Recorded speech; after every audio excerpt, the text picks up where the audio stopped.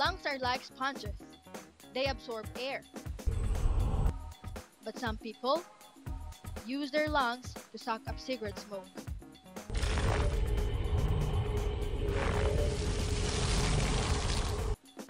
Kung matatanggal lang natin ang mga cancer-producing tar that goes into the lungs of a pack of smoke every year, ganito kadami ang makukuha mo. And this is enough to make you sick. Very, very sick.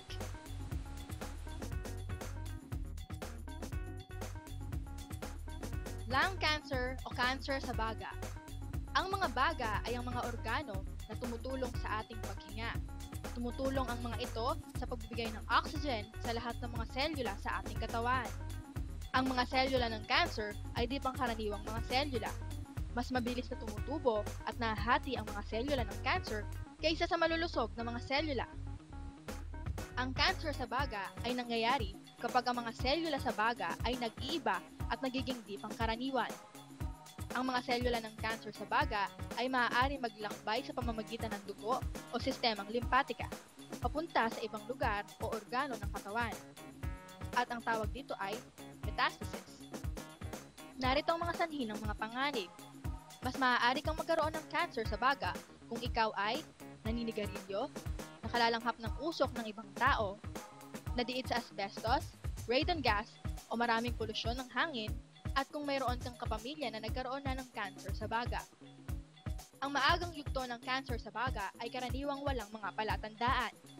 Makipagkita sa iyong doktor kung ikaw ay mayroong mga palatandaan tulad ng sumusunod: ubong hindi gumagaling, pagsuka ng dugo, kakapusan ng hininga, pagkawalang ganang kumain, pagbagsak ng timbang, at pagkaramdam ng sobrang pagod.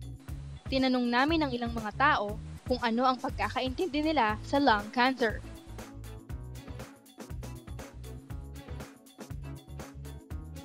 Ang iba ay nagsasabi na ito'y sakit sa baga na nakukuha sa usok ng sasakyan, sigarilyo, at maduming hangin. Ang iba naman ay nagsasabing ito'y sakit sa matres. Napag-alaman namin na hindi aware ang ibang tao tungkol sa lung cancer.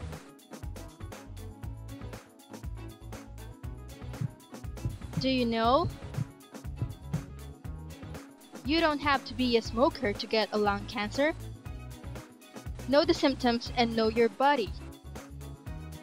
Breathing trouble, such as shortness of breath, constant chest pain, coughing up blood,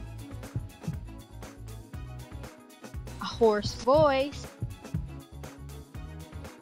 frequent lung infection, such as pneumonia, feeling very tired at all time, weight loss with no known cause, a cough that gets worse or does not go away, and persistent sinus infection. So, as a student nurse, this is our advice. Kumain tayo ng mga sapat at wastong pagkain, lalo na ang mga prutas at gulay. Iwasan natin ang second-hand smoke at maghanda ng pantakip katulad ng panyo.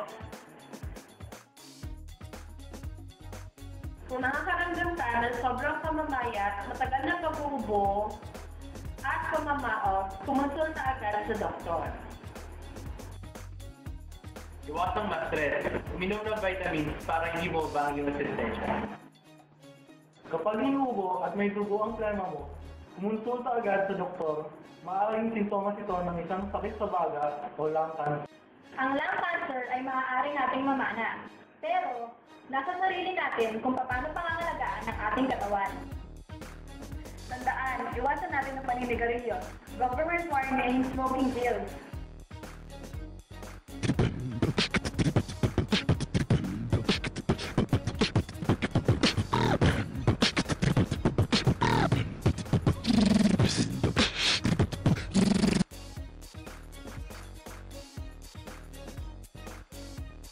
Ayan o, tingnan mo, pwede pa rin mautuwang sa mga tao.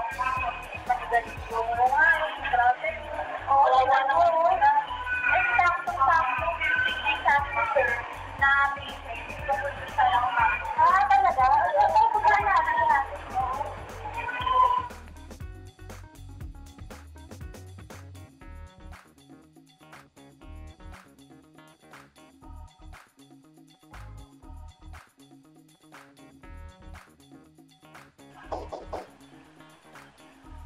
Morning po, sir. Morning po.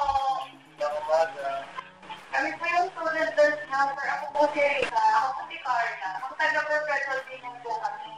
Sir, ano po pangalan niyo? Ilang taon na po kayo? 3 years old. Pero ano na po nararamdaman niyo ngayon? Ito, nahihirapan pa rin huminga. Nahihirapan. Bakit po kayo na-hospital? Nahihirapan ako daw huminga. Hindi ko pinapansin. Tapos kayo, kagabi, nagpanik na ako. Kagabi lang po. Ano na po nararamdaman niyo ngayon? Ito, nahihirapan pa rin huminga. Nahihirapan huminga. Bata pa lang ako, natutunan ako manigarilyo. Pinagsusubigas ako ng magulang ko ng Yossi. Kaya maaga ako na rin doon sa panigarilyo. 10 taon na nakaraan, na-diagnose na itama ako sa baga.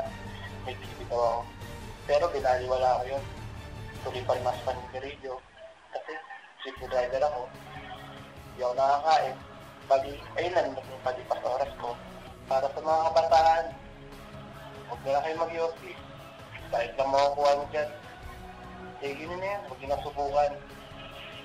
Sa mga nabayagnos naman na may TB kayo, continue na lang kung ano i-advise ng doktor.